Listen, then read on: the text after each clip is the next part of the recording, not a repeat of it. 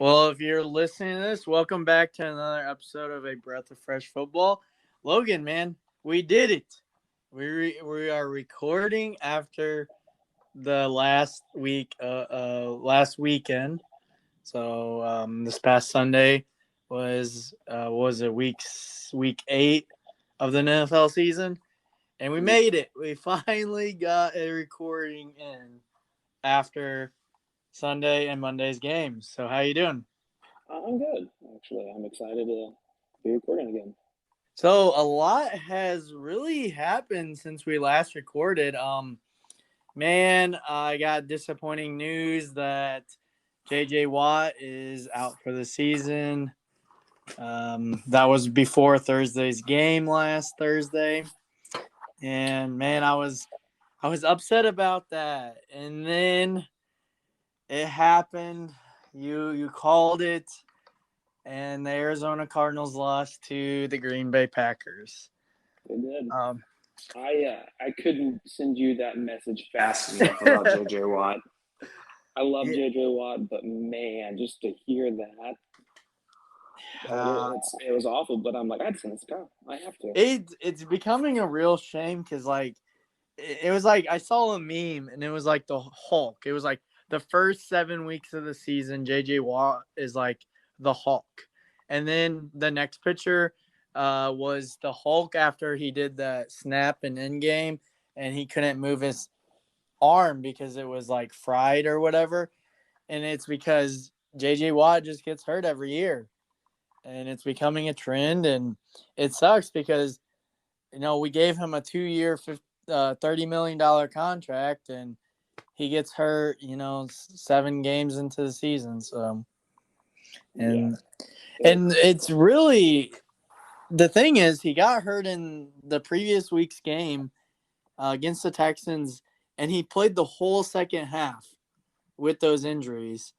And man, he has toughness, but playing through that injury probably is costing him the rest of the season now. Yeah, I feel bad for J.J. Watt. He hasn't had a healthy season in a couple of years, and I just hope he can stay healthy because I love watching J.J. Watt. Yeah. And then, so let's transition to Thursday Night Football. So, of course, my Arizona Cardinals played the Packers, and that was the first game of the season I actually got to sit down and watch the Cardinals because, with me living, we living in the Midwest, a lot of the games like the the regional games they show are usually like Bears or Lions or Vikings or, Indianapolis. So like I haven't gotten to watch Arizona much this year. And it was nice to be able to sit down, watch a primetime game with my team in it. And to be honest, I was kind of confident going into the game. Devontae Adams was out, Alan Lazar was out, and we talked about it on last Thursday before Thursday Night Football. But I told you, I was like, what the Packers need to do is run the ball, and that's exactly what they did. They ran the ball down our throat. Now they had some plays, and they played a good game. The thing that really hurt us, and I'm not totally blaming the game on Rondale Moore, but man, when he, his fingertips hit that punt and that becomes a fumble, and Green Bay's within, they're within the 10-yard line, and they score, and then, a couple drives later, I don't know how many drives later, but the pass from Kyler Murray hits his hands and goes right into the DB's hands. That interception was costly too because that put Green Bay in the 10-yard line again. That's 14 points right there, just from Rondale Moore having a bad game, and that cost us. And the part that even sucks even more as an Arizona fan, man, as I was watching, when Arizona got the stop at the yard line, and so for those who are Green Bay fans or watch Thursday Night Football, Aaron Jones was probably in the end zone, but they didn't count the touchdown. So, and then when Arizona stopped the next 2 plays or the next play or whatever and got the ball back, and Kyler Murray in the offense drove all the way down to the field. And I was so confident that we were going to either tie that game because we were within range. We had Matt Prater as our kicker. He can hit anything. I was so confident that we were going to score. And with 14 seconds left, the only way Green Bay can win is if they intercept or they make us fumble. And Kyler Murray, they call a pass play, and AJ Green's one-on-one. And literally, all he has to do is turn around, look at the ball, and he probably catches it, and we win the game. He doesn't even look at the ball. The ball goes right past his head, right into Douglas's hands. And Douglas used to play for the Cardinals, and they released him. No, so he was on our practice squad this year for the first couple weeks of the season because we were still trying to figure out whether we had enough cornerback depth. So we had him on the practice squad, and the Packers actually signed him from the practice squad a couple weeks ago, and he got the game-winning interception against us. And man, I know it seems like AJ Green probably thought it was a run play by the way his actions were, because he didn't even turn around and even look at the ball. He wasn't even expecting the ball to be to him. And the thing is, if he knew it was a pass play or he knew the ball was coming to him, he would have caught that ball, and that would have been a game-winning touchdown. I mean, I think he had enough space. He would have caught it. And or even if, he doesn't, say he turns around and, maybe Douglas, tips the ball down onto the ground, whatever, deflects it, that we still have 12 seconds left. So we could run another play.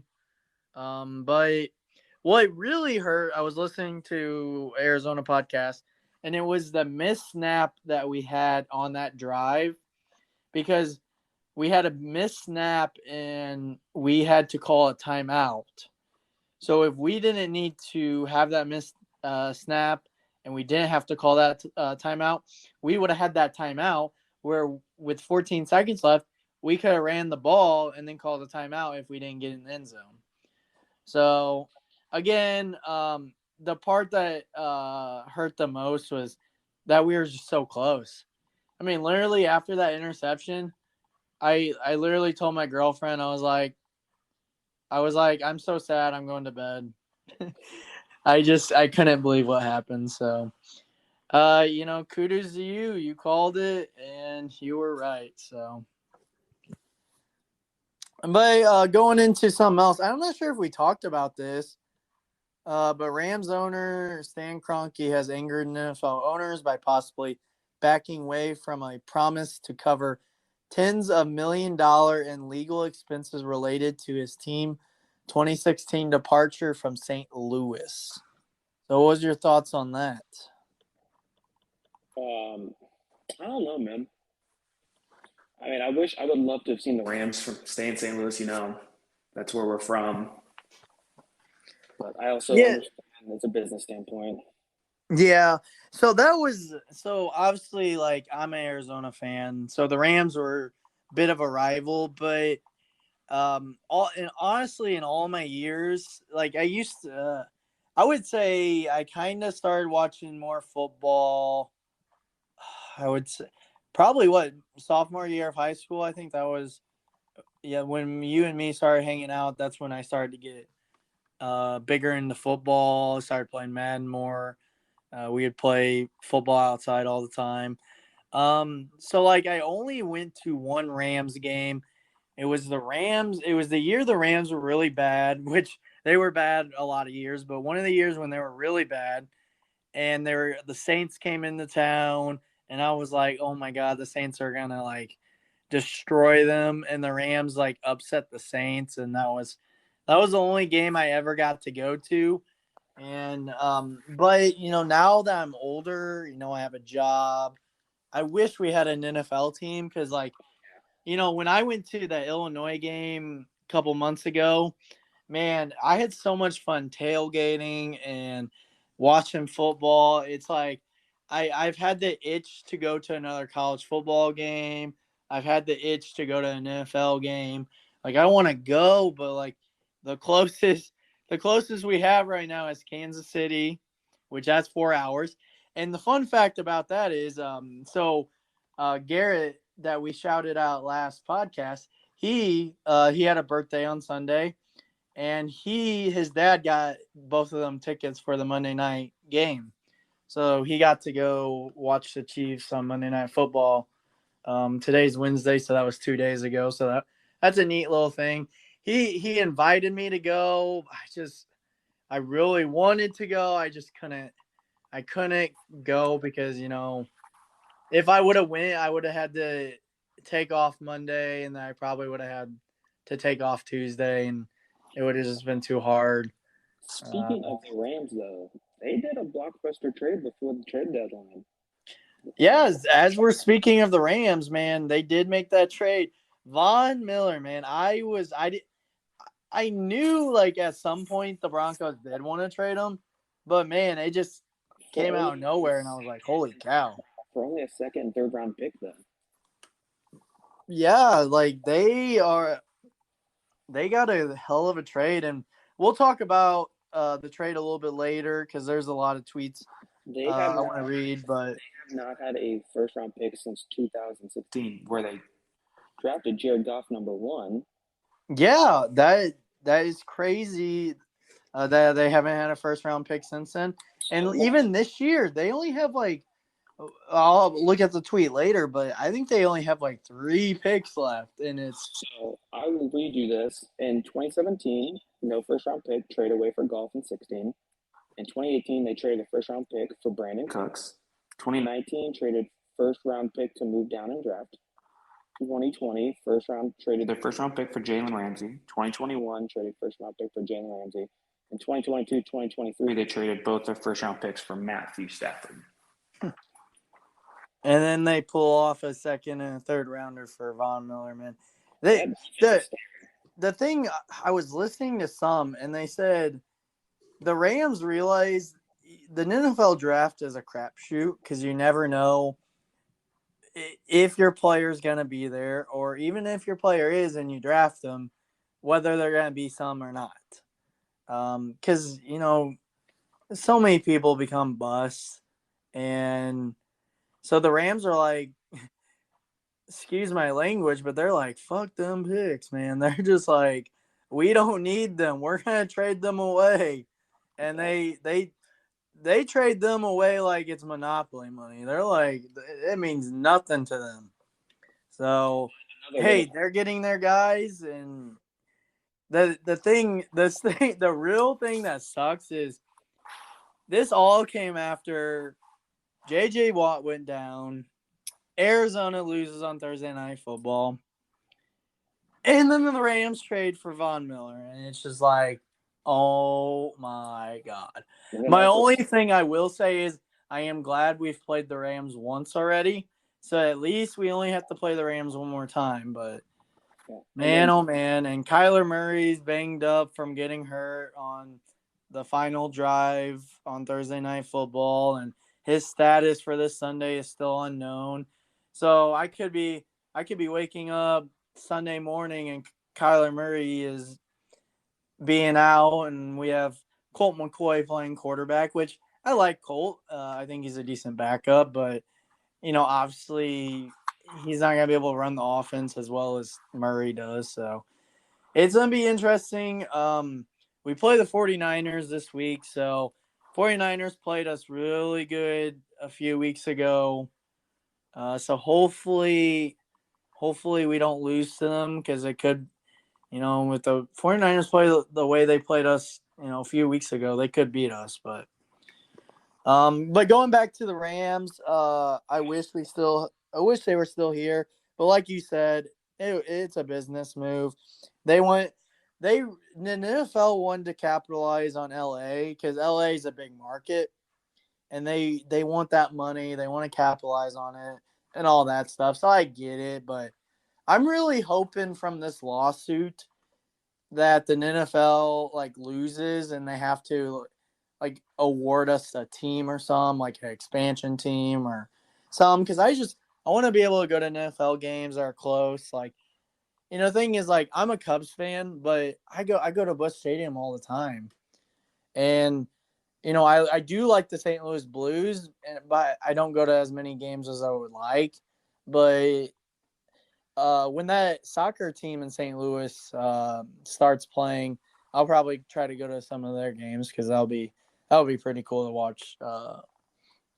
I've watched soccer before, and I actually enjoy watching it. Of course, soccer can be boring, of course, but it's fun whenever they score and then you start yelling oh, because I've actually gone to one of the St. Louis minor league soccer games, and that they were pretty fun. So, so going into Back to the Rams.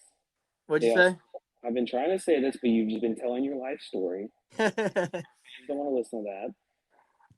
The Rams you never know. Interesting information. They don't care. The Rams also released Deshaun Jackson too. It sounds like Deshaun Watson asked for that release, and I'm not really surprised about it because, every week I look at every single box score just to, see how many people targets wise, catches, yards, and Deshaun Jackson just wasn't getting any targets or catches, and I don't even know if he was getting a lot of plays. I mean, the Rams have so many good receivers, so not really surprised. And it's funny because I see that and I'm like, man, that would be nice if he came to Arizona. But if I'm being honest, I look at Arizona's wide receiver group, and I'm like, if Deshaun Jackson came here, it would just be the same thing as Los Angeles. I don't think he would. I don't think he would get the amount of targets he would like or receptions. So yeah, I'm hoping he finds somewhere. But the last few years he really hasn't been all that good. He's had one game where he blew up, but I mean the rest of them he's kind of been meh. So hopefully he latches on somewhere. So we'll see. Yeah, I hope so. So let's look through. So did you see Tyrann Mathieu said the Chiefs might have one of the most toxic fan bases in all of sports? Man, what was your thoughts on him just coming out and saying that, angering his fan base? I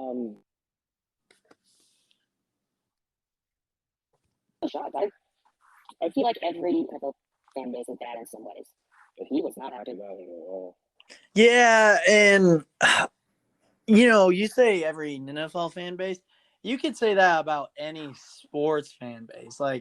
I mean, like I said, I'm a Cubs fan, and I'm on Cubs Twitter, and some days, man, it makes it hard to scroll through Twitter because, man, just whatever happens, man, fan bases are just crazy and toxic, and the Chiefs are having a really disappointing season.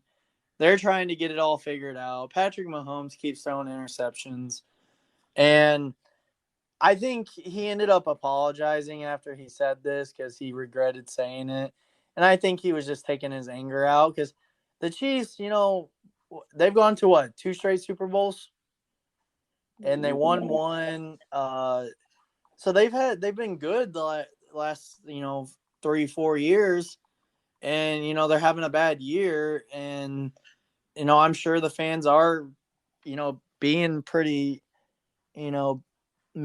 mad or bad or being toxic about it, but so I get him being frustrated, and he probably just lashed out, and he probably, he regrets it, and I think he apologized. And Tyrann Mathieu, he plays with his heart on his shoulder, so he plays hard, so I get it. So, but going back to so last podcast we talked about Ingram getting traded, and Ingram said that the Texans said if any other team would have called about trading for him, there wouldn't have even been a discussion. So they weren't looking to trade him.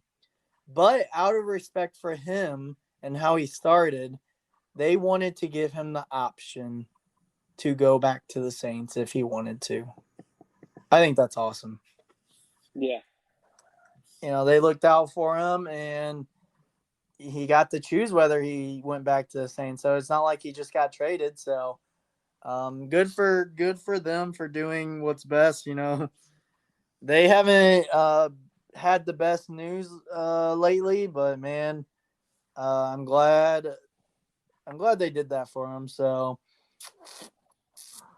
let's see. Baker Mayfield received medical clearance last night to play, and expected to start Sunday despite a torn. So this was the 29th. So that was, I guess he got to play this Sunday. So good for him. But so going back to Mark Ingram, he got signed a 1-year extension with the Saints after he got traded for $2.8 million. So he's locked up for next year. So, again, good for Mark Ingram. Not only did he get to choose to go back to the Saints, but they locked him up for another year, so he doesn't even have to go to free agency. So he gets to finish the year as the Saints, and he gets to play next year with the Saints. Good for him. Yeah. So, of course, the trade deadline came and gone on Tuesday, and Deshaun Watson did not get traded, and Tua Tagovailoa is still the Miami Dolphins quarterback. So this, of course, is pretty much going to the offseason now, because, of course, the Watson stuff still isn't flushed out, still needs to be figured out.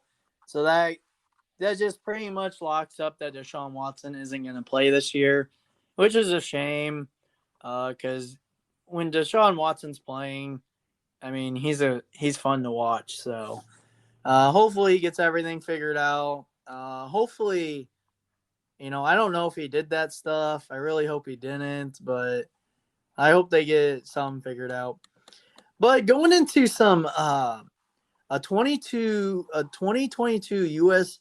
UCLA commit, Justyn Martins is the first QB in 100 years to throw for 13 touchdowns in a single game.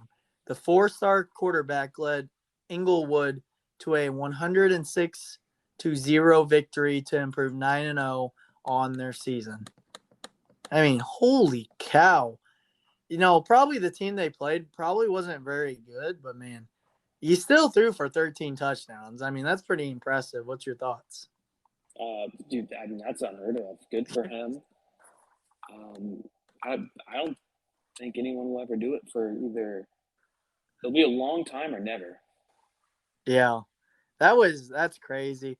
And I don't know how good he is, but the UCLA starting quarterback has been a 4-year starter, and he's a senior this year. So if he graduates, this could open up the job for Justyn Martins. So I don't know how good he is. I don't know who's behind at UCLA right now, but he has a chance. So I guess we'll see. But going into some college football, after this past Saturday, there's only 6 teams left that are undefeated. So there's quite a few teams that fell. Michigan State ended up beating Michigan. That was a big game I watched this weekend. Michigan State also got ranked as, what is it? That's a later tweet. They're either the third or fourth ranked team. Their next test is they have to be Ohio State and Penn State. So the Big Ten, of course, they gotta get through Penn State and Ohio State if they want to make the playoffs. Michigan, I felt like could have beat them, but there was some mistakes. Michigan had a 30-14 lead, and they blew it. But man, that running back for Michigan State, I don't know if you've heard of. I don't know what his name is right now on the top of my head. His name's Walker, the third or whatever. But man, he is a Heisman candidate. He's had like, I think it was like 3 or 4 games of 200 yards rushing. Every game this season, he's ran for over 100 yards. And dude, he is a monster. And he might be the first running back off the board come in May or whatever. And he's going to deserve it because, man, he is a good running back. But the other 5 teams that are still undefeated, Georgia's the best team in the nation. They're ranked number 1. Cincinnati is still undefeated. And with the college playoff rankings coming out, they were a little disrespected, and they were put at number 6. The AP had them at number 2, but the college football playoffs had them at number 6. And I get it. It's because they don't play good competition. But they still beat the number 10 team in the nation, Notre Dame. So I don't know. I know a lot of fans are angry about that. So Wake Forest is still undefeated. They were ranked 9th in the college football playoffs. Their schedule isn't very good. The ACC isn't very good this year, so they're not getting much love. Oklahoma actually got ranked pretty low too. I think they were ranked 8th. They're undefeated, but they've barely squeezed out wins against teams. And overall, they really haven't played well this year. And the College Football Playoff Committee saw that, and they ranked them where they thought they should be. And the final team is UTSA, Logan. They are still undefeated after another week. That fake team that beat Illinois is still undefeated. So another interesting thing was after Wake Forest was ranked in the AP poll, every Power 5 team has been ranked in the top 10 in the history of the AP poll. So Wake Forest was the final team to make the top 10. So that was kind of a cool little fact that we've learned about. So, but going into Sunday, the Jets' backup quarterback Mike White threw for 405 yards and 3 TDs in his first career start to upset the number 1 AFC seeded team, the Cincinnati Bengals. What was your thoughts on that? I always root for the underdog. Again, his stats were 38 completions out of 44 attempts, 405 passing yards, 3 touchdowns. You got to love it when you see a guy that no one knows, everyone thinks is going to be bad, come out and do something like that. You got to love it. Yeah, and the New York offense went off for 500 yards in the upset, man. I was shocked, man. Of course, I don't know. Like, we have to see how he does. So the Jets play tomorrow on Thursday Night Football against the Colts. So we'll see if Mike White is the real deal or not. But, man, I remember last week I was saying, man, Mike White is starting for the Jets. I'll be watching for Joe Flacco to come in the game at some point. And then Mike White throws for 405 yards. I don't know. Maybe he listened to our podcast. Maybe he heard me say that.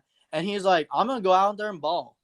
But if Mike White goes out and has another great game and say he beats the Colts, or if you're Zach Wilson and the Jets, man, are you starting to sweat a little bit?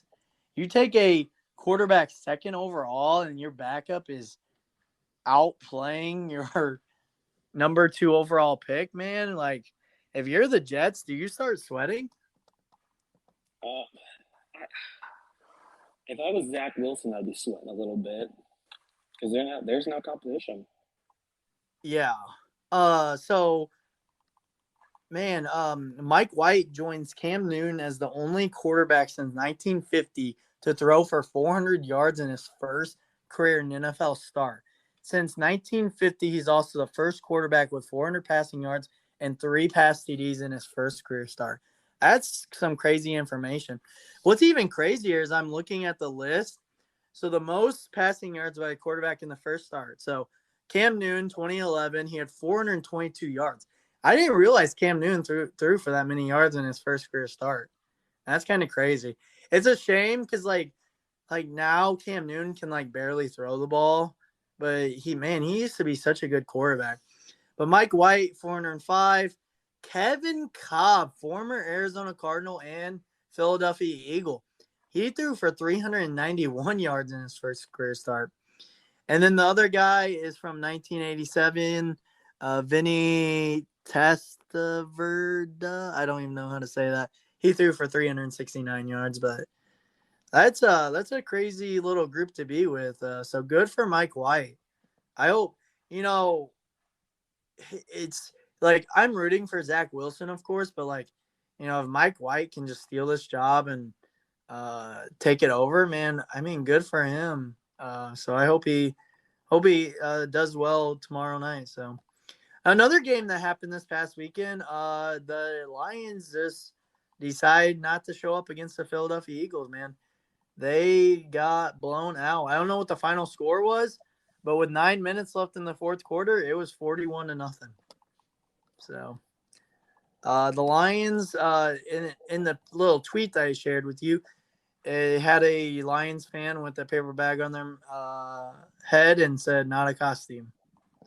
So I feel for you Lion fans, and I'm sorry for another bad week. So I don't know. So going into Tom Brady. So last week we talked about, how him and Antonio Brown broke some records. Another record Tom Brady broke was Tom Brady passes Drew Brees for most career games with 3+, so 3 or more passing TDs with 98 career games.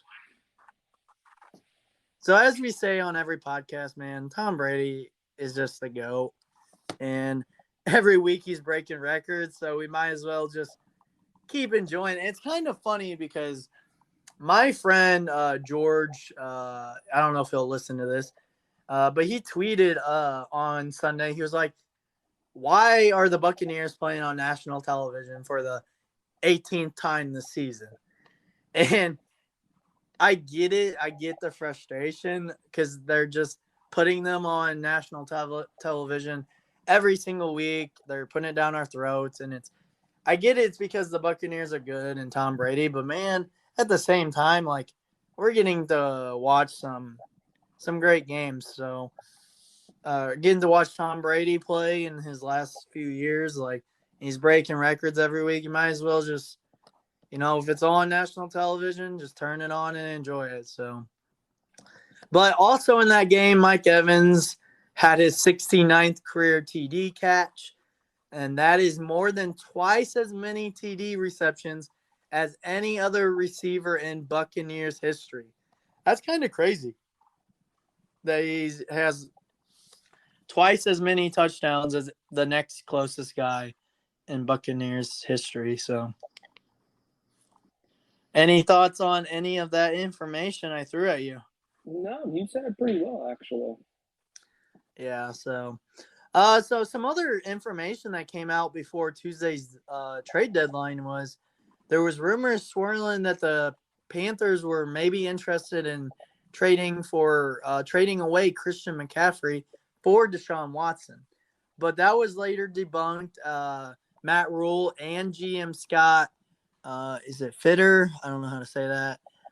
They, regardless of the trade rumors, including the star running back, they never discussed or even considered trading him to Houston for Deshaun Watson. And I even saw another tweet that they ended up calling him and saying that those rumors were not true. So I think that's kind of awesome that they jumped on that and was like, that not even true.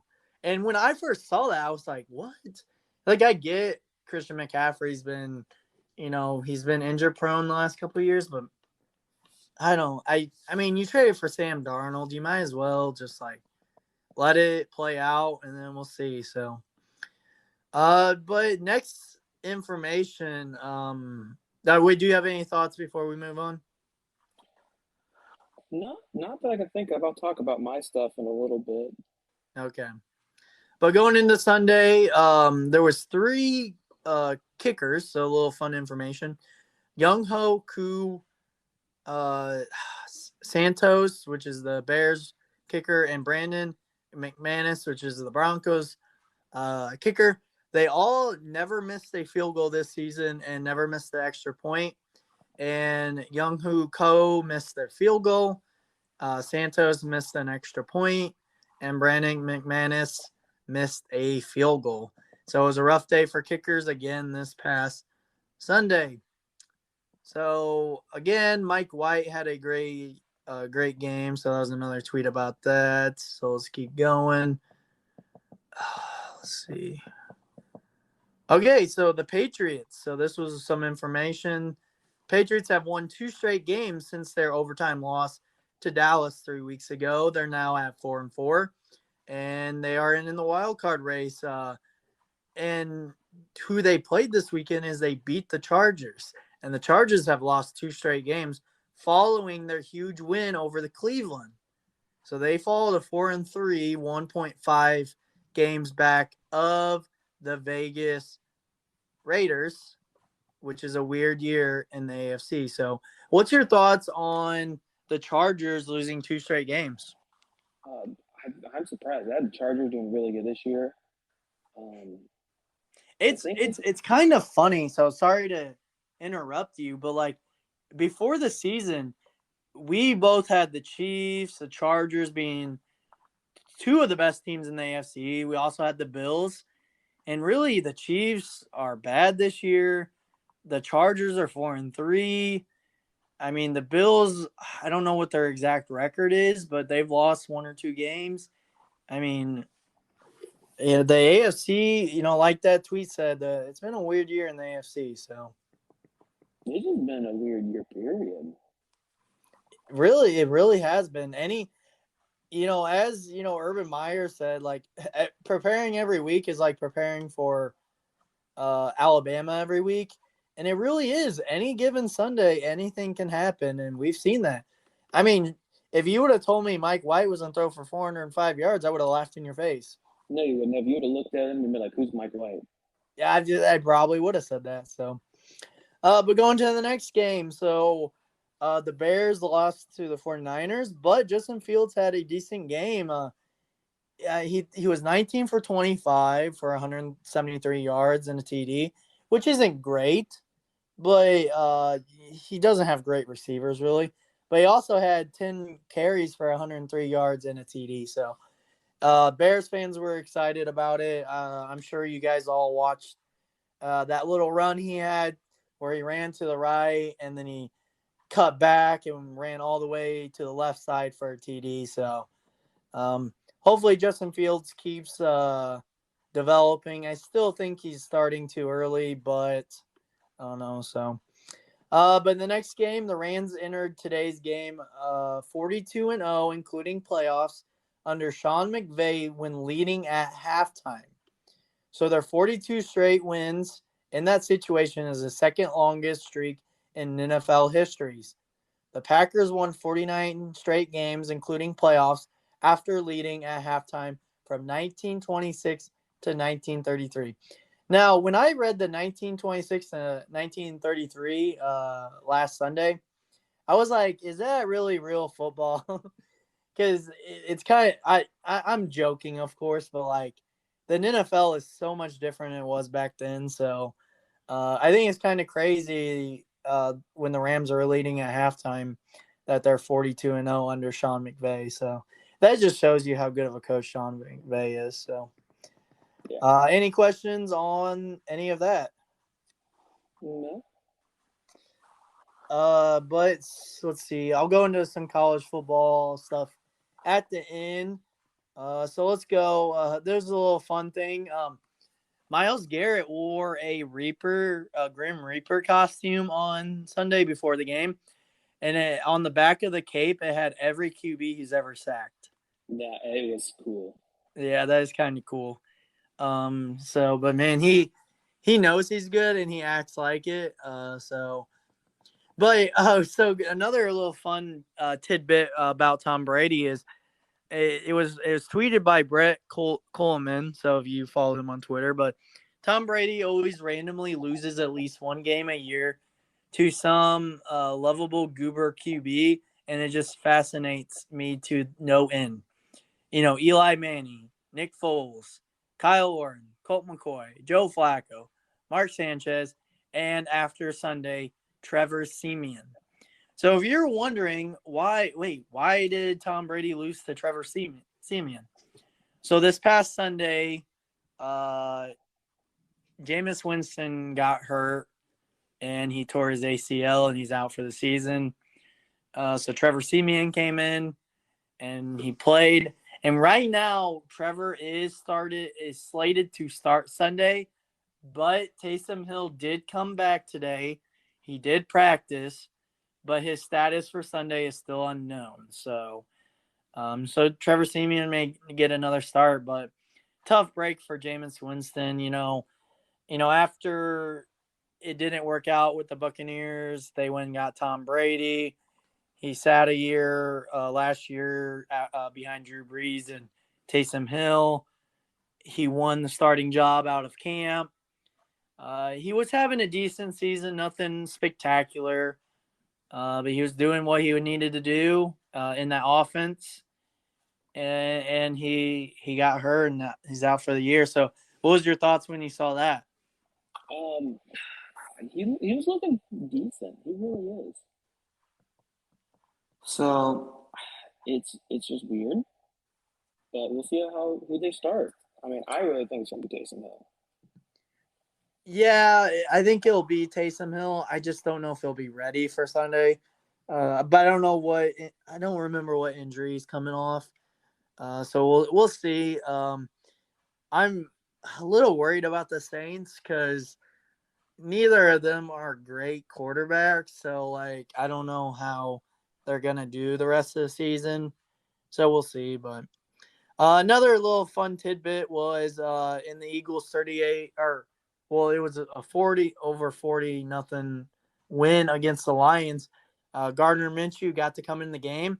And I don't know if you saw the picture, but he had his sleeves cut, which was kind of weird. So if you get to look up that information on whatever social media site you are on, that is a little cool thing to see. But the Jets, so going back to Mike White, balling out, the Jets aren't ruling out everything after Mike White balled out versus the Bengals. So Robert Saleh, so the coach for the Jets, said anything's possible if Mike White becomes a starting quarterback if he keeps playing well. He also said the difference between player A and player Z is an opportunity and reps, and that's what this league is. He's got the world in front of him. He's just got to take advantage of it. So like we said, if Mike White keeps balling out, he might be able to steal that job from Zach Wilson. So maybe he could, and we will see. Yeah. So going into Sunday Night Football, Dak Prescott for the second straight year. So Dak was out for Sunday night. He and his backup quarterback was second straight year. An injured Dak Prescott has been replaced by a redhead. I believe so. The person that tweeted that said, "I believe that it is an NFL first." So that's kind of crazy that Prescott's got hurt 2 straight years, and he's been replaced by a redhead. I mean, that's just. I'm not saying anything against redheads, but that's kind of cool. Andy Dalton last year and Cooper Rush this year. So, we'll see how it goes. Yep. So going back to Cooper Rush, so he got the start. He had his first NFL start Sunday night, and he threw a touchdown pass to Amari Cooper. It was the first time in NFL history when the passer's first name and the receiver's last name are the exact match.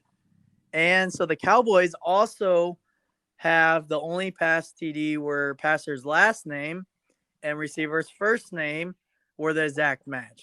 And that was Andy Dalton last year when he threw a touchdown pass to Dalton Schultz in Week 11, 2020 at Minnesota. And it was funny because that was last year, Week 11 against Minnesota. And Sunday Night Football, they played Minnesota. And it was the Cooper Rush to Amari Cooper touchdown. So that's kind of crazy how it lined up against the Vikings. But not only did Cooper Rush have this touchdown, but he came out and beat the Minnesota Vikings on Sunday Night Football. And so not only did Kirk Cousins lose, but he loses another game on primetime by a backup quarterback.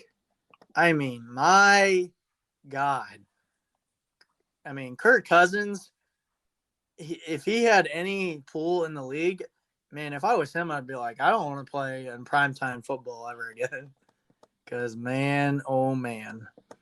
So, I mean, we've talked about it. So, Trevor Siemian came into the game. He won against the Buccaneers. Mike White started. He won.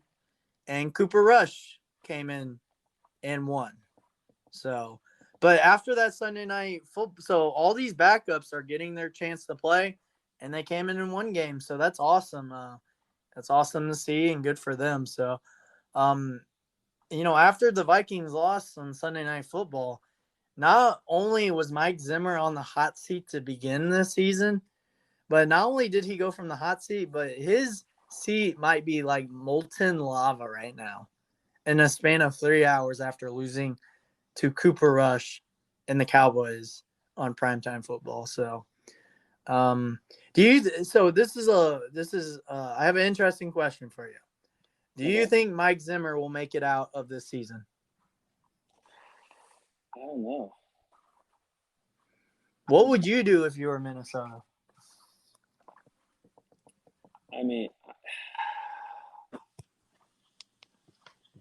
I would honestly have to say we're getting rid of him. Yeah, I think it's almost time to move on from him. But we'll see how the next however weeks play out. But going back to Cooper Rush, he was the first quarterback to throw for 300 plus passing yards and win in his first career NFL start in primetime road game since Gary Hugenboom in Week 1 of 1984 on Monday Night Football. Hugenboom was drafted out of Central Michigan and won that game, which Cooper Rush was also a Central Michigan alum. So that was kind of cool. Another little fun tidbit about that. So the two hottest teams in the AFC right now are the Titans and the Bengals. And the funny part is the Jets have beat both of them this year.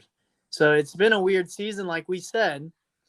But going into the Titans, Logan, do you want to tell us what happened with the Titans this week? Derrick Henry will be out possibly 6 to 10 weeks with a foot injury. But they did sign Adrian Peterson. Yeah, man, when I saw that, I was like, man, that is a huge blow for the Titans. Because Derrick Henry is just a monster. He was a potential MVP candidate, and now he's out. So that was a huge loss for them. And it was funny because going back to my friend George, he tweeted, it was like, someone please give me a reason why I shouldn't end it all right now. And, he was joking, of course, but man, I feel for him. But like you said, they did go out and get injury Peterson. I don't know how he's going to do, but hopefully he can be that little stopgap for the Titans for the rest of the season. So we shall see. Do you got any other thoughts on the injury or the signing? Yeah, it kind of sucks because I had Derrick Henry in my fantasy league, and that kind of hurt. I was lucky. So I'm in 4 different leagues, and I did not have him in any of my leagues. But going into our next thing is the next thing I did have Henry Ruggs on my fantasy team. Ooh, And you want to explain the Henry Ruggs incident, or you want me to do it? Do you want to explain it? So, you guys know as advocates, we are big on not drinking and driving in this, and we talk about it all the time, and it seems like we talk about it every time we talk. Henry Ruggs had a blood alcohol level of 0.1 or 0.161, which is twice the legal limit for driving in Nevada. And this was, I want to say maybe 30 minutes to an hour, so it went down after his wreck. But he was driving 156 miles per hour, and his blood alcohol level was that high, and he hit and killed Tina Tynter, 23 years old, and her dog. And just, guys, we talk about this all the time. Don't drink and drive. So I just want to interrupt you for a sec. I just want to send prayers to that family that lost that girl and the wreck and everything. And the thing is, I also I'm sending prayers to them, and I hope everything. That's a tough situation, and like we said, don't drink and drive. And the worst part is that NFL in 2013 they partnered with Uber because they wanted NFL players to Uber back if they do go out.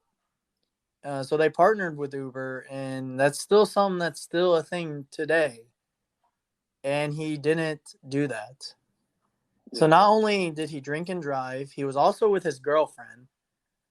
So I don't, and like you said, he went 156 miles per hour.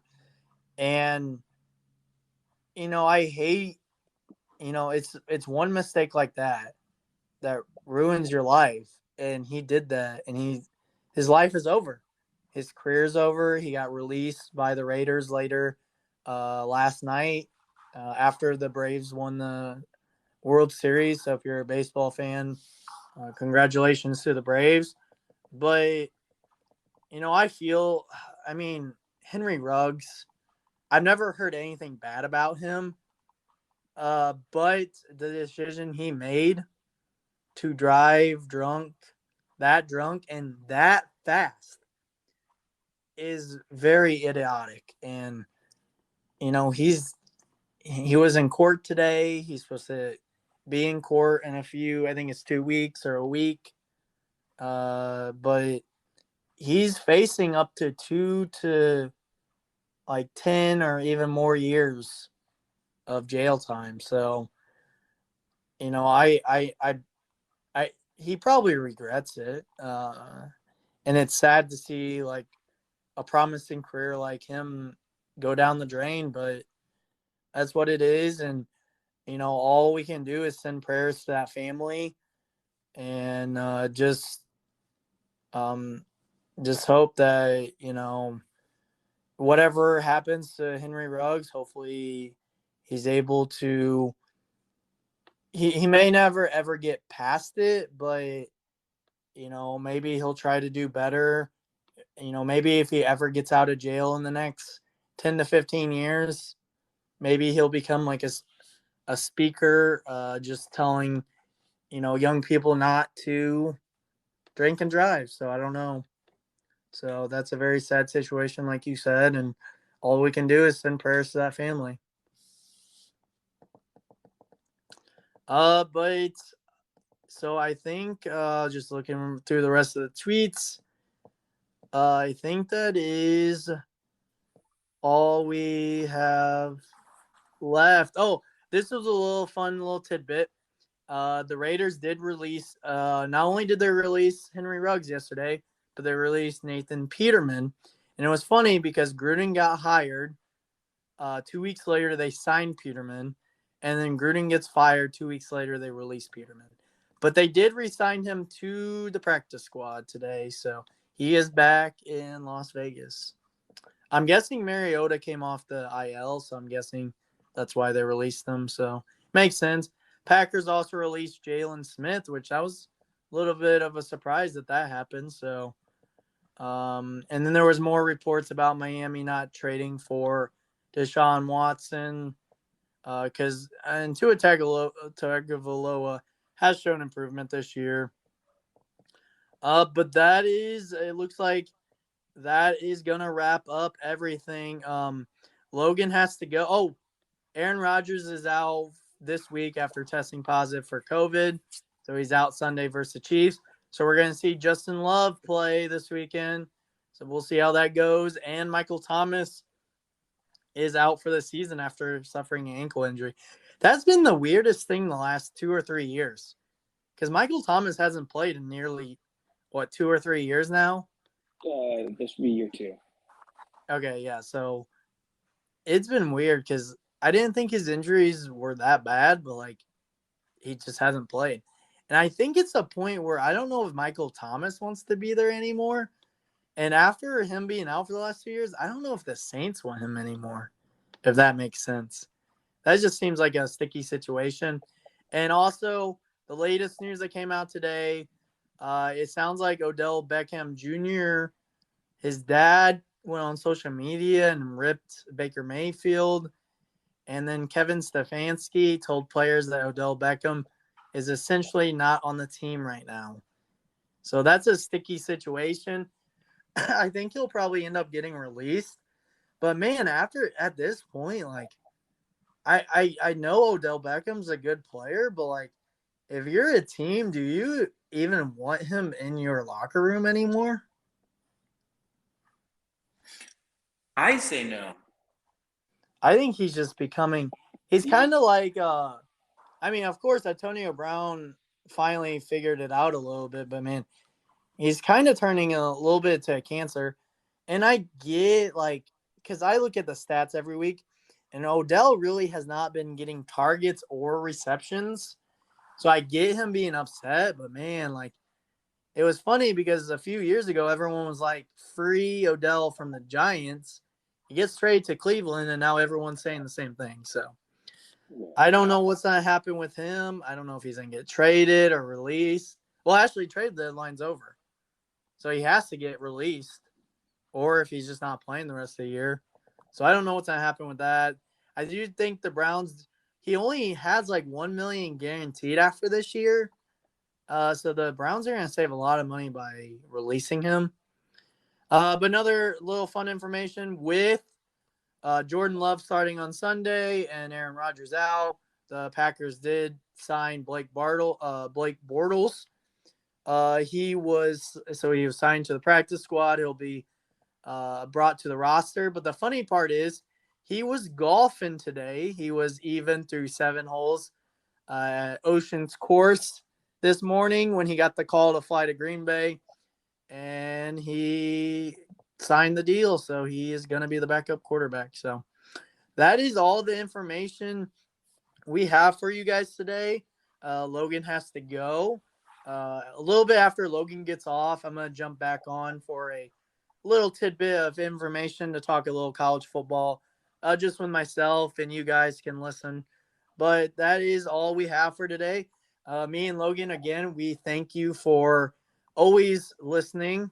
So we hope you listen to this again, and we hope we can keep recording every week. So it was awesome that we jumped on and we talked for an hour. So again, Logan, I hope you have a great week, and I will talk to you and send you stuff. All right. Yeah, you have a wonderful week, sir. And guys, you have a wonderful rest of your week, too.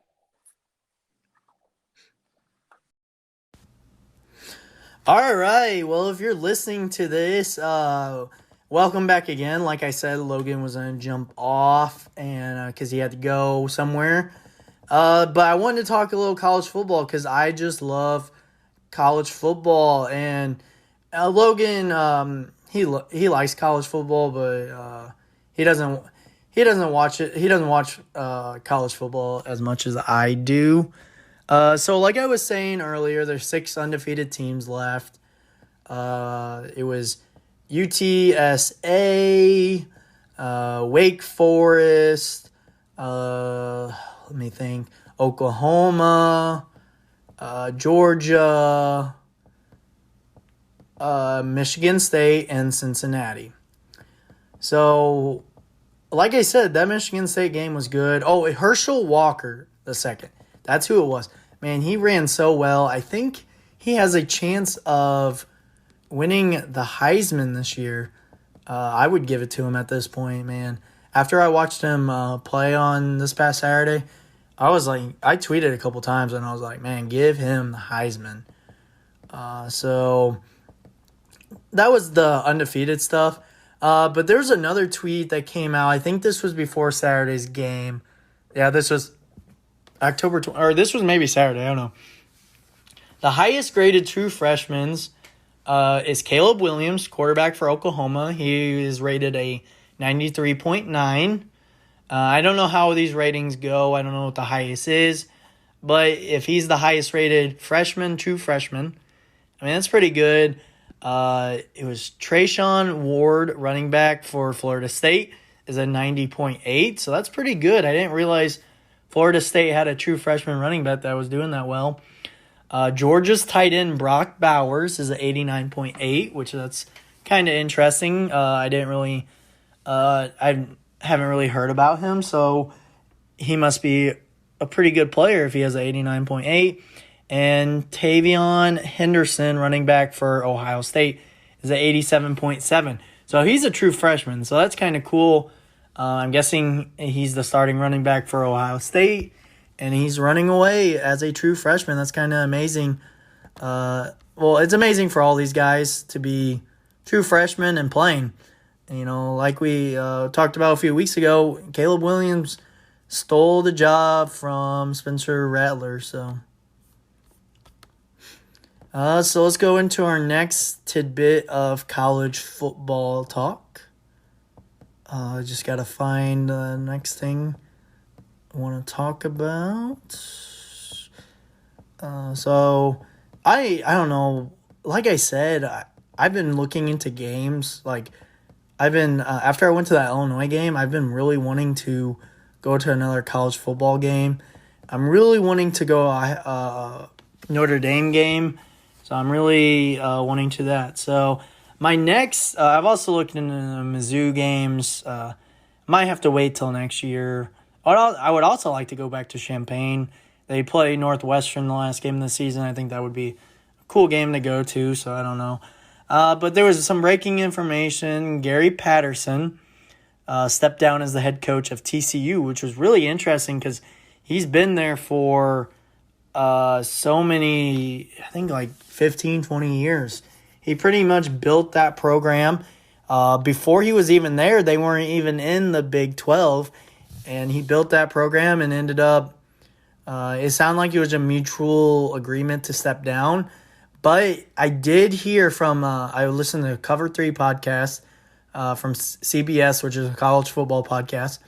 And they said Gary Patterson expects to be coaching either next year or the year after. So he's going to be looking for other jobs. So I guess it was a mutual dumping. They said it was going to be interesting to see how people view this because with Oklahoma and Texas leaving after this year, is this like, are coaches going to look at the Big 12 and be like, that's going to turn in, instead of being a Power 5 conference, that's going to go down to a Group of 5 conference because the talent level, the teams and talent level in that conference isn't going to be very good? Or do they look at the TCU job and they're like, well, Oklahoma and Texas are leaving in 2 years, so TCU could be one of the better teams in that conference. So do I go there and rule the Big 12? So it'll be interesting to see how coaches view TCU, like Texas Tech, that is also open. So that goes into my next tweet I wanted to talk about. But the current FBS head coaching openings is USC. So Clay Helton got released earlier this year. LSU. So that was an interesting thing that me and Logan hadn't even talked about. I kept forgetting. I forgot to bring it up last week, and I forgot to bring it up this week. But Coach O and LSU agreed to part ways after the season. So they're letting him finish the season, but they're parting ways. I heard he kind of lost the locker room. Guys didn't want to play with him. And I don't know, there was other stuff about possibly him hitting on a booster or a member of the school or whatever. I don't know that guy's wife or whatever, which is kind of weird. But speaking of Texas Tech, that is also open. Washington State is also open. And the weirdest part about that one was there was a mandate in Washington.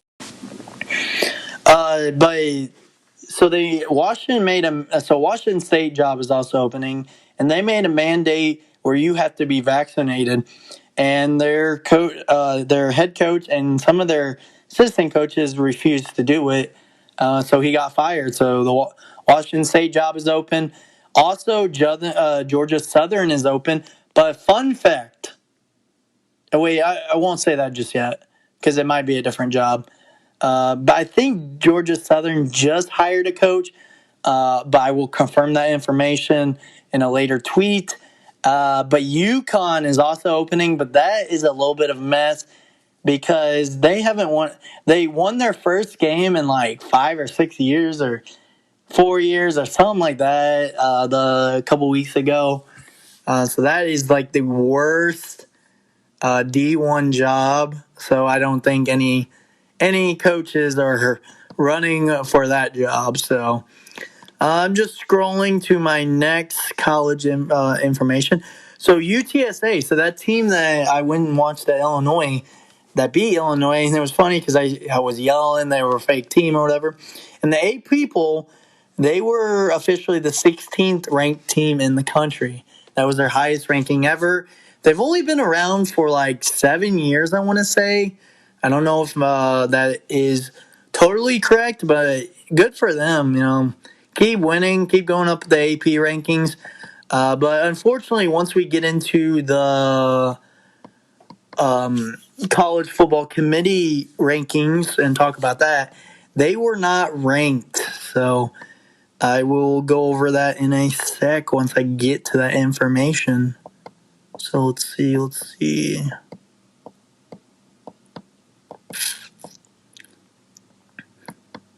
Oh, so this is kind of a little bit college information, but Jeff Fisher and Marvin Lewis have been selected to lead the American national team for the 2022 NFLPA Collegiate Bowl. So that is the 10th annual game that will take place on January 29th of 2022 at the Rose Bowl. So not only did Jeff Fisher make it on to both podcasts the last 2 weeks, but he's been mentioned, so that's a kind of little cool information. Let's see.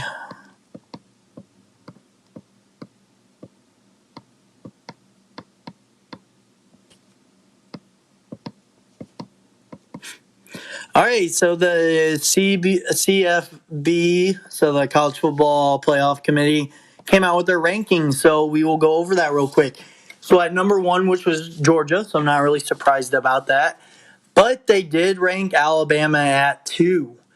After Alabama did lose to unranked Texas A&M, they got ranked number 2. And I think it's a little biased, but it's, with them getting ranked at number 2, it almost guarantees if Alabama loses to Georgia in like the SEC championship, even with 2 losses, Alabama could still slip in at number 4 and make the college football playoffs. Unfortunately, so it's a little disappointing. But Michigan State, they were ranked 3rd. So I did say earlier I thought they were 3 or 4, but they did come out at 3. So they jumped up. Well, this was the first of the college football committee's rankings, but they jumped up compared to what AP polls. But at 4 was Oregon. They ranked Oregon at 4. They do have a loss to Stanford this year, but early in the season they did beat Ohio State, and Ohio State came in at 5 because Ohio State lost early in the season to Oregon. So of course, if you lose in college football, you want to lose early. so that you could still build up your resume after that, keep getting better, and try to get in. Because other teams, they're going to be losing later into the season, so they're going to drop down, and that keeps pushing you up. So because they rated Ohio State at 5, they had to put Oregon above them because Oregon beat them. But ranked at 6 is undefeated Cincinnati. That was a little bit of slap in their face. Coming in at 7 was Michigan. So Michigan lost to Michigan State. Michigan still has to play Penn State and Ohio State. I think Michigan's going to lose at least one of those games, maybe both of them. So they're going to drop even more. Oklahoma, undefeated, is at 8. It's going to be a hard climb for them to get in. Well, if Michigan loses, they'll drop.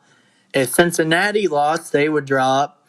If Ohio State lost, like whoever comes out against Ohio State or Michigan State. So we'll see. We'll see what happens in Oklahoma. Coming in at 9 was Wake Forest. Again, Wake Forest is undefeated, but the ACC isn't very good. So coming in at 10 is Notre Dame. Notre Dame lost to Cincinnati this year. That was their one loss. So again, they kind of lost early. So if teams lose in the next few weeks, they could jump up a little bit. But I don't think they'll make the college football playoffs. Oklahoma State is at 11. Baylor at 12. It's kind of surprising Baylor's been able to turn around their program after Matt Rule left this fast. But they have a good team. Auburn is at 13. Texas. Oh, I don't know why I was saying Texas A&M's unranked. They're actually at 14. So I guess they ranked them pretty high. BYU is at 15. Fun fact, my Boise State Broncos beat them, so their one loss this year is to Boise State, even though Boise State has not been good this year. Ole Miss at 16. Mississippi State at 17. Kentucky at 18 is a little bit of head scratcher. They were undefeated through the first 6 weeks, but they're not a very good football team, so it's a weird ranking. NC State at 19, Minnesota at 20, Wisconsin at 21, which is a little bit of a head scratcher too because Wisconsin isn't very good, but they got ranked 21. And at 22 is Iowa. Iowa's lost the last 2 games, I believe. They haven't looked very good. Fun fact, someone from my high school, Sam Laporta, we've talked about him before on the podcast, but he plays for Iowa. So I was rooting for them, but they've lost the last few weeks. Fresno State is at 23. San Diego State is at 24. And Pittsburgh at 25. Pittsburgh's probably the second best team in the ACC behind Wake Forest. They have Kenny Pickett. He's just so good. He's been good this year. So good for Pittsburgh. But these rankings are going to change. There's like 3 or 4 weeks of the regular season left, and then you have conference championships, and then you start the bowl games. So we shall see how the rankings change, who ends up making the playoffs. But so I was right. So Georgia Southern has made a hire. They did hire former USC head coach Clay Helton. So that is an awesome hire for them. Clay Helton, only 6 weeks without a job, and he's getting a new job. So it'll be interesting to see how he does. Honestly, this is probably kind of like Lane Kiffin and FAU, where he's going to be – Clay Helton's only going to be there for a year or two until another Power 5 team opening comes open or gives an opportunity. So good for Georgia Southern. We'll see what he can do in that little there. So, again, that is all I have for college football this week. So I just like talking college football, so I just wanted to just update you guys on college football in the United States. So I hope you have a great rest of the day, and it was fun. I'm glad you listened. So see you hopefully next week. So thank you.